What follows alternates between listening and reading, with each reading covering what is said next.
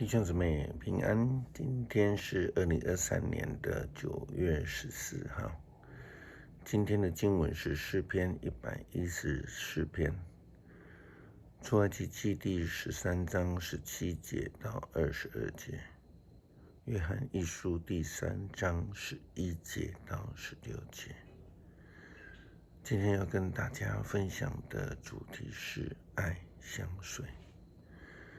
上帝爱世人，爱犹太人，即便是住埃及已经430年，已经忘记了上帝的这个以色列人们。上帝听到了以色列人在埃及的受苦以及哀嚎，因此就差派了摩西往埃及，带领以色列人出埃及。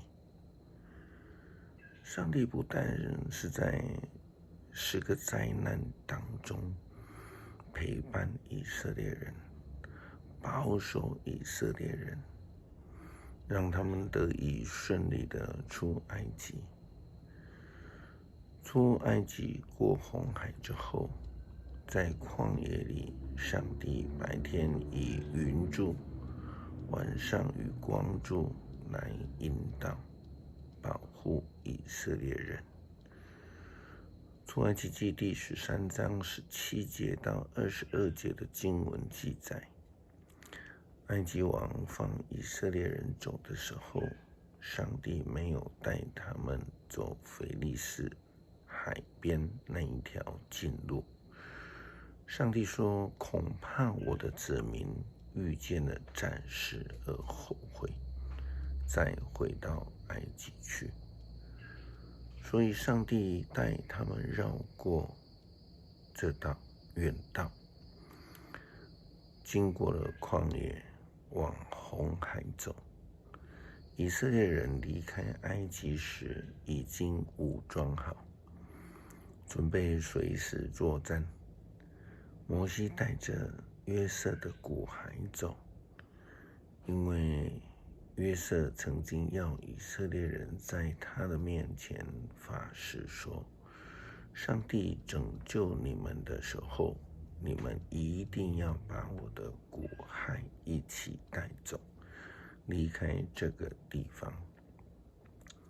以色列人离开苏哥，在沙漠边上的伊堂扎营。白天上主走在他们前面，用云柱指示方向；夜间上主走在前面，用火柱照亮他们。这样他们日夜都可以赶路，白天有云柱，夜间有火柱，一直在他们前面。如果说上帝不爱以色列人，那么什么是爱呢？这样的前后包夹的爱相随，表明了上帝的爱。耶稣基督的教导，根据旧约的生命记的记载，基督徒应当要尽心、尽力、尽性、尽意爱主你的上帝，又要爱人如己。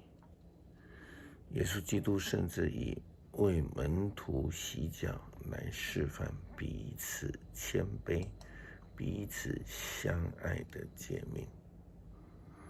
约翰在约翰一书3章第11节到16节的经文当中这样提及，你们起初所听到的信息就是我们要彼此相爱，我们不要像该隐，他属于那邪恶者，他杀死了自己的弟弟。他为什么杀死弟弟呢？因为他的行为邪恶，而他弟弟的行为正直。所以弟兄姐妹们，要是这世界的人恨你们，你们不必惊奇。我们知道我们已经出死入生了，所以知道是因为我们爱弟兄姐妹。那没有爱心的，仍然处在死的权势下。凡恨自己弟兄和姐妹的，就是杀人的。你们知道，凡杀人的，就没有永恒的生命。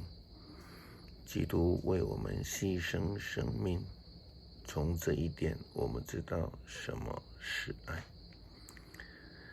那么，我们也应该为弟兄姐妹牺牲生命。约翰说到，起初所听到的信息，这个起初是从旧约就开始了。这个经文也说明了爱人的诫命并不是从耶稣基督才开始，而是从起初上帝就已经交代的诫命。耶稣基督为门徒们洗脚的时候，他这样子说道。圣经的记载，耶稣洗完了他们的脚，穿上了外衣，然后又回到自己的座位。他问门徒们，我刚才替你们做的，你们明白吗？你们尊我为师为主，这是对的，因为我本来就是。我是你们的主，你们的老师，我尚且为你们洗脚，你们应该彼此洗脚。我为你们立了榜样，要是你们照着我替你做的去做，我郑重地告诉你们，奴仆不比主人大，奉差遣的也不比差遣他的人重要。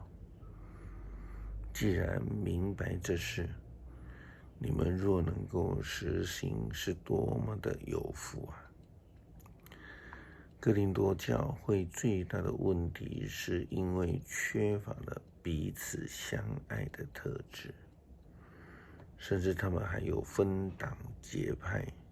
从哥林多教前书第3章开始，保罗就告诉哥林多教会，他们不可以分亚波罗党，不可以分保罗派，以及基督会。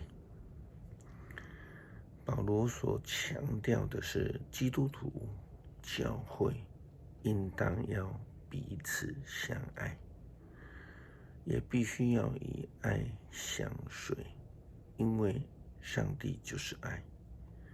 基督徒更要以爱来表明自己是耶稣基督的门徒，就如同耶稣基督在新的诫命当中他所提到的，你们若彼此相爱，众人因此就知道你们是我的学生了。因为上帝先爱我们，所以我们更必须要彼此相爱。如同约翰一书第4章19节所说的，我们爱，因为上帝先爱了我们。基督徒必须要以爱人如己来表示自己跟上帝的关系，上帝的爱同行。要学习如同上帝的一样，以爱来与主同行，以爱来与人相随。诗篇114篇，以色列人离开埃及，雅各的子孙离开异族的土地，犹大成为上帝的生民，以色列成为自己的国。红海一看见就奔逃，约旦河也倒流，群山像公羊跳跃，丘陵也像羔羊蹦跳。红海啊，你为什么奔逃？约旦河啊，你为什么倒流？群山为什么像公羊跳跃？丘陵为什么像羔羊蹦跳？大地啊，你要在主来的时候发抖，在雅各的上帝面前震动。他使磐石变为池塘，使岩石涌出泉水。感谢上帝以大爱来爱我们，使我们能够学习上帝的爱来爱人，并且领受上帝的呼召，与上帝的爱来同行，以爱来相随。祷告，靠主耶稣基督得胜的名求，阿们。